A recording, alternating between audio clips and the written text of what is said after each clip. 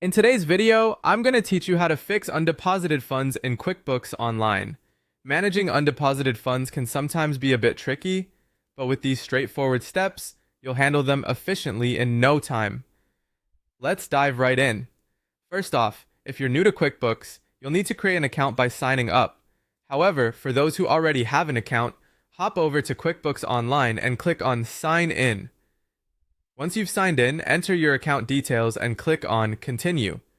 You'll then be prompted to enter your password for security purposes. After completing this, click Continue once again and you're set to go. Now that you're logged in, it's time to choose the appropriate company file you want to work on.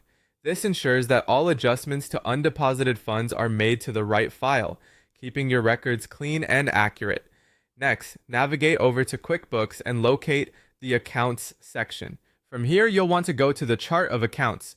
Within this section, find the account labeled Undeposited Funds. Click on it to open the account and start your review.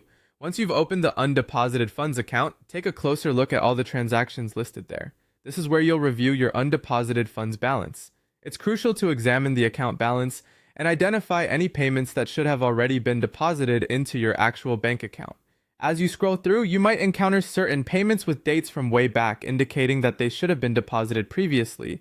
Make a note of any duplicate entries or payments that erroneously ended up in the undeposited funds account. Correcting these entries is essential to avoid discrepancies in your financial records. The next order of business is to match payments to actual bank deposits. This involves reviewing the bank deposit window where you'll check the payments that were included in a real bank deposit. While doing this, ensure to group payments that were deposited on the same date. This step helps in maintaining consistency and accuracy between your QuickBooks records and your actual bank statement. After matching the payments, it's time to set the correct deposit date.